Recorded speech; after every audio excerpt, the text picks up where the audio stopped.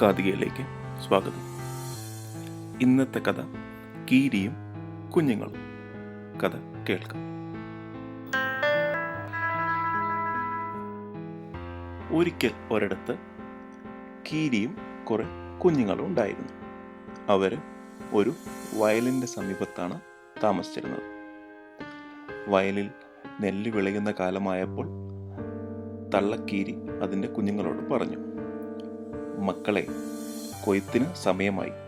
ഇനി മനുഷ്യരുടെ ഉപദ്രവം ഏതു സമയവും ഉണ്ടാവും. അതിനാൽ നിങ്ങൾ എപ്പോഴും കരുതിയിരിക്കണം. അവര് ആ വയലിനകത്ത് ഒളിച്ച് താമസിക്കുകയായിരുന്നു അല്ലേ. വയലുള്ളപ്പോൾ നല്ല നീളമുള്ള പുല്ലുകളുണ്ട്, അതിനിടയിൽ അവർ ഒളിച്ച് താമസിക്കുകയായിരുന്നു.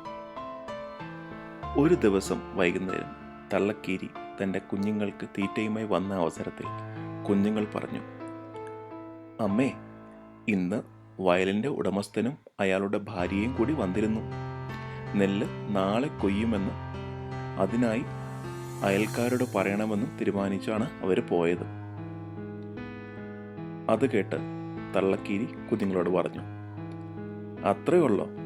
ഭയപ്പെടാനില്ല.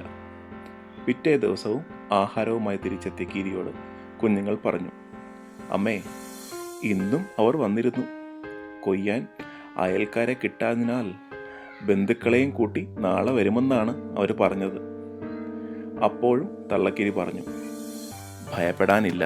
മൂന്നാം ദിവസവും വൈകുന്നേരം ഇര തേടിപ്പോയ വന്ന കീരിയോട് കുഞ്ഞുങ്ങൾ പറഞ്ഞു, അമ്മേ, ഇന്നും കൃഷിക്കാരനും ഭാര്യയും വന്നിരുന്നു. നെല്ലും പഴുത്തു പോകുന്നു. അയൽക്കാരെയും ബന്ധുക്കളെയും കിട്ടാനാൽ നാളെ അവർ തന്നെ കൊയ്യാൻ വരുമെന്ന് പറഞ്ഞാണ് പോയത്. അപ്പോൾ തള്ളക്കീരി പറഞ്ഞു, മക്കളെ, ഇന്ന് തന്നെ നമുക്ക് ഇവിടെ നിന്ന് മാറണം. കാരണം അവരുടെ കാര്യം അവർ തന്നെ നോക്കാൻ തീരുമാനിച്ചിരിക്കുകയല്ലേ. നാളെ എന്തായാലും അവർ കൊയ്യാൻ വരും. കീരിയും മക്കളും അധികം വൈകാതെ തന്നെ വേറെ താമസ സ്ഥലം അന്വേഷിച്ച് പുറപ്പെട്ടു.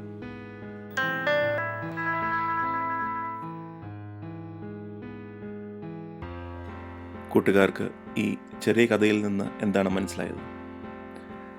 അവരവരുടെ കാര്യം എപ്പോഴും അവരവർ തന്നെ നോക്കണം. അതിനായി മറ്റുള്ളവരെ ആശ്രയിച്ച് കാര്യമില്ല.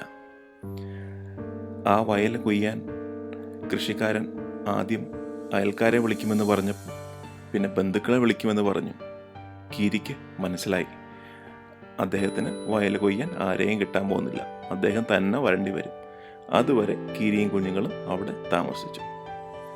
ഈ കഥ കൂട്ടുകാർക്ക് ഇഷ്ടപ്പെട്ടെങ്കിൽ ഷെയർ ചെയ്യുക, ലൈക്ക് ചെയ്യുക.